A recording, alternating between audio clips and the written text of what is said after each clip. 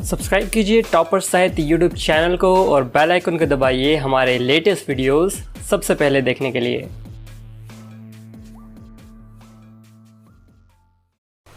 नमस्कार दोस्तों, मैं प्रदीप भारद्वाज टॉपर साहित्य चैनल पर आप सभी का स्वागत करता हूं। सभी को नमस्ते, सभी को राम राम। जो साथी पहले पहुंच गए थे उनको दिल से धन्यवाद, क्योंकि मैं आपको देखता रहता हूं, और जो दिल से सपोर्ट कर रहे हैं उनको भी दिल से धन्यवाद।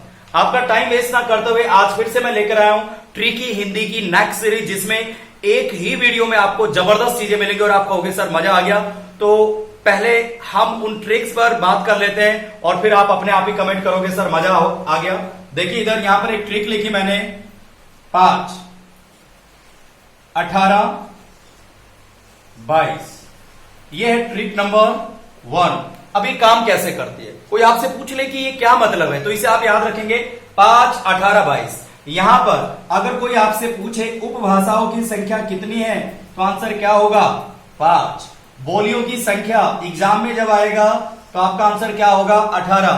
कल मैंने मॉक टेस्ट सीरीज में बताया था कहीं कहीं आपको मिलेगा 17, तो कंफ्यूज मत होना, एग्जाम में 18 ही मिलेगा आपको। और रही बात 17 को भी अभी क्लियर कर देता हूं, ये 17 कब यूज करते हैं। 5 हमारी उपभाषाएं हैं, 18 बोलियों को मान्यता प्राप्त है, और 22 क्या है? सॉरी 22 क्या है? भाषाओं को मान्यता प्राप्त है। अब यहां पर 17 का फंडा क्या है? देखिए 22 भाषाओं को मान्यता प्राप्त है। कई बार एक और क्वेश्चन पूछ लिया जाता है कि भारतीय मुद्रा में कितनी भाषाओं का प्रयोग किया गया है या किया जाता है, तो आंसर क्या होगा? 17। जो भी इंडियन करेंसी है या भारतीय मुद्रा, तो आप देखेंगे या आपके पास अभी भी 10 रुपीज हो या जो भी हो 100 रुपीज, आप काउंट करेंगे तो 17 भाषाएं नोट के ऊपर मिलेंगी। ये एग्जाम में कई बार पूछा गया। यहां तक क्लियर? 5 उपभाषाएं, 18 बोलियों को मान्यता प्राप्त है और 22 क्या है? भाषाएं। अब क्वेश्चन यहां पर एक और खड़ा हो जाता है। देखिए जब संविधान बना था, तो संविधान जब बना था तो कितनी भाषाएं थी? तो सीधा आंसर क्या होगा? 14 भाषाएं थी। ये बिल्कुल आपको याद रखना है। कितनी भाषाएं थी भाई? 14 भाषा थी। अब वहां से एक और क्वेश्चन एग्जामिनर पूछता आपको कंफ्यूज करने के लिए कि जब संविधान बना था क्या उसमें हिंदी और उर्दू शामिल थी? तो आपका आंसर क्या होगा? यस थी। यहां पर क्या होगा? उर्दू और हिंदी शामिल थी जब संविधान बनाया गया था। तो उन 14 भाषाओं में क्या थी? हिंदी और उर्दू दोनों शामिल थी। अब थोड़ा सा और आगे चलते हैं। अब भाई साहब यहां पर हम पढ़ते हैं 22, और संविधान जब बना था तो 14। तो 14 से 22 कैसे हो गए, इसको भी प्रैक्टिकल तरीके से मैं आपको बता देता हूं। नोटबुक और पेन साथ में रखें और साथ के साथ लिखते रहे। यहां पर मैंने लिखा, देखिए ये सेकंड स्टेप, फिर है सेकंड ट्रिक। सेकंड ट्रिक यहां पर लिख देता हूं मैंने लिखा 21, 71, 92, फिर मैंने लिखा 67, 92, 03। देखिए यहां पर ये थी trick 1, trick 2, trick 3। Point clear? 1 को हम एक्सप्लेन कर चुके हैं, समझ चुके हैं, अब सेकंड को समझ रहे हैं। देखिए 21, 71, 92 आपको याद होना चाहिए। 21, 71, 92, उसके बाद 67, 92, 03। ये याद करने के बाद अब आपको करना क्या है? देखिए अब 21वां संशोधन हुआ, कब हुआ? 1967 को। याद रखेंगे, सीधा पूछा जाएगा 1967। 71वां संशोधन कब हुआ जी? 1992। सीधा पूछा जाएगा, हिंदी से संबंधित है। और मैं आपको बता दूं जीके में भी इस तरह के क्वेश्चन पूछ लिए जाते हैं आजकल।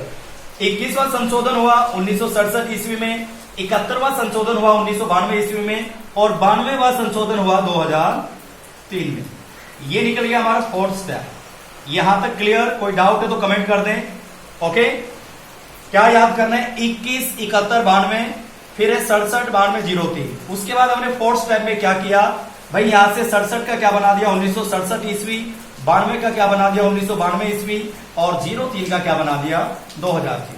अब क्वेश्चन क्या खड़ा किया था? क्वेश्चन क्या अराइज हुआ था कि यहां पर 22 भाषाओं की संख्या कैसे होगी? यहां पर 14 थी, अब 22 करते हैं।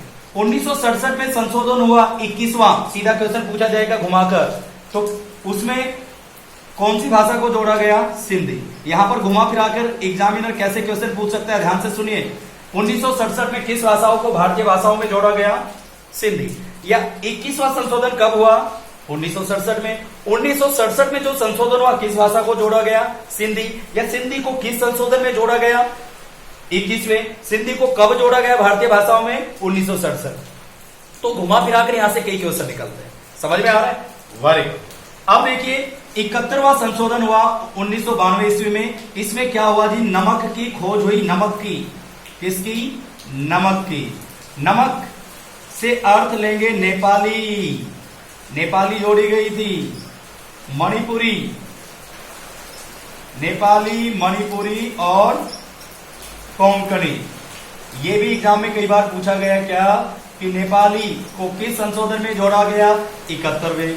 मणिपुरी को किस संशोधन में जोड़ा गया? 71वें। कोंकणी को कब जोड़ा गया? किस संशोधन में जोड़ा गया?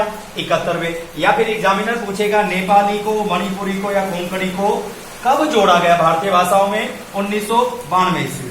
संशोधन की बात आएगी तो क्या होगा हमारा? 71वां संशोधन है।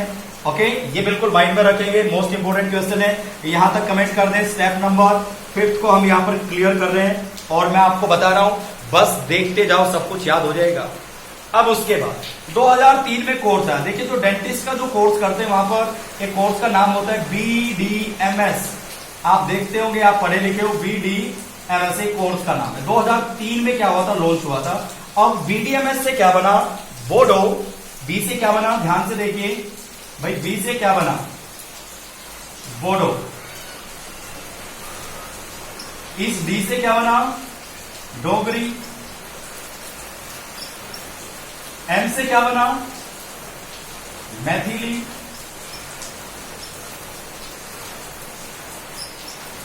इस एस से क्या बना? संथाली। और यहां से क्वेश्चन पक्का आएगा आपका, मैं पहले बता रहा हूं। देखिए यहां पर लिख देता हूं, बी से बना बोडो, डी से बना डोगरी, मै से बना मैथिली, एस से बना संथाली। तो यहां से एग्जामिनर क्या पूछेगा भाई? बोडो या डोगरी को लेगा, उसमें पूछा जाएगा इनको कब भारतीय भाषाओं में जोड़ा गया? तो आंसर क्या होगा? 2003। या फिर मैथिली संथाली को कब जोड़ा गया भाई? 1967 मिलेगा ऑप्शन में आपको, 1992 ईस्वी मिलेगा 2003। तो कंफ्यूज नहीं होना है, क्योंकि 2003 में क्या हुआ था? BDMS का क्या आया था? कोर्स आया था। और कोर्स कैसा? जो डेंटिस्ट करते हैं, दांतों का जो कोर्स होता है, तो उसमें ये BDMS आया था। ओके, तो बोडो, डोगरी, मैथिली, संथाली 92 संशोधन में भारतीय भाषाओं में जोड़ी गई।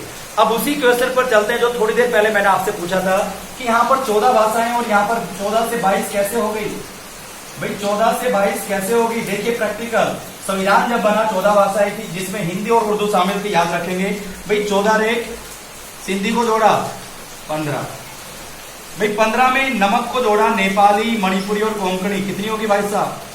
18। फिर यदि 4 को जोड़ा BDMS, बोडो, डोगरी, मैथिली, संथाली, तो क्या होगी? 18 और 4 22। ये था प्रैक्टिकल तरीका। ओके, यहां तक समझ में आ गया तो कमेंट कर दें। देखिए स्मॉल ट्रिक लेकर आऊंगा, लेकिन आपको फायदा मिलेगा। लेकिन आप वीडियो को ना तो लाइक करते हो, ना फ्रेंड्स को बताते हो, ना शेयर करते हो। बस ये बड़ा दुख होता है, फिर मन करता है कि वीडियोस बनाना बंद कर दो। एक अपना प्रीशियस टाइम चुराकर मैं यहां पर आपके लिए ट्रिक ला रहा हूं। एक चैनल बना है कि आप घर बैठे साहित्य को पढ़ो, हिंदी की तैयारी करो, लेकिन जब तक आप कमेंट नहीं करेंगे, शेयर नहीं करेंगे, आप फीडबैक नहीं देंगे, तो भला मेरा मन कैसे करेगा? तो ये एक शिकायत है आपसे। तो देखते हैं इस वीडियो को कौन ज्यादा शेयर करेगा और कौन सबसे ज्यादा कमेंट करेगा। और ट्रिक समझ में आए तब ही कमेंट करना, और ट्रिक समझ में आए तब भी कमेंट करना। तो लेकिन मैं आपको बता रहा हूं 101% ये ट्रिक काम करेगी। जैसे मैंने आपको बताया स्टेप टू स्टेप, ये बिल्कुल आपके दिमाग में क्वेश्चन बैठ जाएंगे। एक ही सीरीज में आपको कितने सारे क्वेश्चन में याद कर रहा हूं, आपको याद हो जाएंगे कब कौन सा संशोधन कब हुआ, नेपाली मणिपुरी को कब जोड़ा गया। तो प्रैक्टिकल आपको बता, ठीक है। अब एक स्टेप और थोड़ा और आगे चल लेते हैं। बोर्ड पर जगह कम है तो थोड़ा प्रैक्टिकल बात कर लेते हैं। एक और क्वेश्चन एग्जाम में कई बार पूछ लिया जाता है, रूप या आकृति के आधार पर हिंदी कैसी भाषा है। अगर मैं आपसे यहां पर प्रैक्टिकल क्वेश्चन पूछूं तो आपका आंसर क्या होगा? रूप या आकृति के आधार पर हिंदी कैसी भाषा है। तो आपका आंसर क्या होगा? आप कहोगे सर क्वेश्चन तो बड़ा मजेदार है, तो आंसर भी दे दे। तो यहां पर सुन ले एक बार, रूप या आकृति के आधार पर, रूप या आकृति, रूप ऐसे लिखेंगे बड़ा होगा, रूप या आकृति के आधार पर हिंदी कैसी भाषा है। आपने पढ़ा होगा, मुझे पता है कौन सी बुक आप पढ़ते हो, मुझे पता है। अब वहां पर आपने क्या पढ़ा होगा भाई? रूप या आकृति के आधार पर हिंदी क्या है? वियोगात्मक भाषा है, वियोगात्मक। और किसी स्टूडेंट ने पढ़ा होगा विश्लिष्ट, कमेंट कर दो हाँ सर सही कह रहे हो। क्या पढ़ा होगा? विश्लिष्ट। लेकिन डियर स्टूडेंट्स, कोई आपसे पूछ ले बताओ बेटा विश्लिष्ट का अर्थ क्या है और वियोगात्मक का अर्थ क्या है, तो आपका आंसर क्या होगा? अब आप कहोगे सर आपने तो बड़ा मजेदार क्वेश्चन पूछा, तो हमें रटना नहीं समझना है। अब देखिए इसे कैसे हम समझ सकते हैं। जैसे मैंने यहां पर लिखा रामे रावणम हत्वा, ये एग्जाम्पल भी पहली बार देखोगे और दूसरा इसको क्लियर भी आज पहली बार करोगे आप यूट्यूब हिस्ट्री में। आपने कहीं भी पढ़ा हो, किसी से भी पढ़ा हो, चैलेंज के साथ में बोल रहा हूं, जो एग्जाम्पल मैं आपको देने जा रहा हूं कहीं आपने इस पर गौर नहीं फरमाया होगा, तो जनाब थोड़ा ध्यान दीजिए। यहां पर लिखा मैंने राम रावणम हत्वा, ये हो गया हमारा संस्कृत। लेकिन हिंदी में लिखेंगे तो क्या लिखेंगे, राम ने रावण को मारा। प्रैक्टिकल देखिए जरा, राम ने रावण को मारा, क्योंकि मैं चाहता हूं कम टाइम में ज्यादा आपको बताया जाए। राम ने रावण को मारा, यहां पर हम देखेंगे राम रावणम हतवान। एक संस्कृत की एक और खास बात है, आप कैसे भी बोले रावणम रामे हतवान या हतवान रावणम रामे या रावणम रामे हतवान, तो इसका अर्थ यही होगा राम ने रावण को मारा। यहां पर हमने देखा संस्कृत में विभक्ति हमारी गायब रहती है, ने और को, लेकिन हिंदी में विभक्ति क्या हो गई, दिखाई देती है। तो यहां पर प्रैक्टिकल चीज क्या है, जैसे सपोज करो एक बलून है, बलून में गुब्बारा, बलून की स्पेलिंग भी लगे हाथों चेक कर लेते हैं, BALLON। आप कहोगे सर कहां से लेकर आगे, चेक कर लेना बेटा। अभी तक आप क्या पढ़ते थे, BALLON, आप यहां पर DLL आता है, OO आता है, इसे भी चेक कर ले, एक नंबर पक्का करा दिया है। तो संस्कृत में क्या था, विभक्तियां गायब रहती हैं और हिंदी में विभक्तियां दिखने लग जाती है। राम ने रावण को मारा, प्रैक्टिकल बात कर रहा हूं, और यहां पर विभक्तियां गायब हैं, तो इसीलिए रूप या आकृति के आधार पर हिंदी वियोगात्मक है या विश्लिष्ट कह सकते हैं। और संस्कृत की बात की जाए तो संस्कृत को कहेंगे हम संयोगात्मक। विभक्ति दिखाई नहीं देती, संयोग हो जाते हैं। यहां देखो दिखाई नहीं दे रहे ने और को, लेकिन फिर भी इसका अर्थ क्या, राम ने रावण को मारा। या फिर हम इसे कहेंगे संयोगात्मक हो गया, ये हो गया वियोगात्मक, और या फिर इसे कहेंगे संश्लिष्ट। ये लिख लो, कहीं आपको मिलेगा नहीं किसी किताब में। फिर आप कहोगे सर ये एग्जाम्पल कहां से आया, इसको प्रैक्टिकल एक और एग्जाम्पल के जरिए मैं आप तक पहुंचाता हूं, क्योंकि कम टाइम में ज्यादा बताना आपको होता है। देखिए जैसे एक बलून है, बलून के ऊपर लिखा है हैप्पी बर्थडे। आपने भाई हैप्पी बर्थडे लिखा हुआ है, हवा जब आप भरते हो बलून को फुलाते हो तो हैप्पी बर्थडे लिखा हुआ दिखाई देता है, हैप्पी बर्थडे, ओके। और जब आप एकदम से हवा निकालते हो तो हवा भाई हैप्पी बर्थडे लिखा हुआ दिखाई नहीं देता है। तो हवा जब आप भर देते हो तो वो क्या है, वियोगात्मक है, विश्लिष्ट है। और जब हवा निकाल दे तो वो क्या है, संयोगात्मक। तो संस्कृत, और यहां पर लगे हाथों एक और चीज जान लो, कुछ छुपाऊंगा नहीं, पाली और प्राकृत एग्जाम में पूछा जाएगा आपके, कोई भी एग्जाम हो आपका, KVS, NVS, NTA, UGC, NET, वहां पर क्वेश्चन बनता है कि पाली, प्राकृत और संस्कृत किस तरह की भाषाएं हैं। तो डियर स्टूडेंट, संयोगात्मक और संश्लिष्ट, ओके। उम्मीद है कि आज की ट्रिक आपको समझ में आई होगी। कम टाइम में ज्यादा बताना होता है, लेकिन आप बड़े कंजूस, थोड़ा सा साथ दीजिए। मैं कह रहा हूं पूरा साहित्य आपको बड़े अच्छे से कराऊंगा।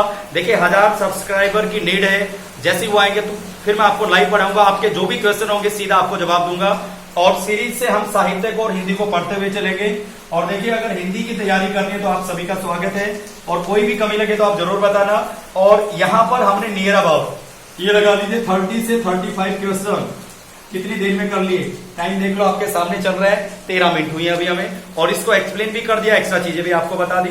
तो नेक्स्ट सीरीज में मिलेंगे कुछ ऐसी धुआंधार ट्रिक के साथ। Thanks for watching it and have a cool day. बने रहिए, जुड़े रहिए, आपका साथ चाहिए। साथ दोगे तो कमेंट कर देना जरूर ऑफलाइन, और साथ नहीं दोगे मर्जी आपकी, अगर आपको लगता है मैं साथ देने लायक हूं तो आपको साथ देना है, नहीं तो नहीं। Thank you.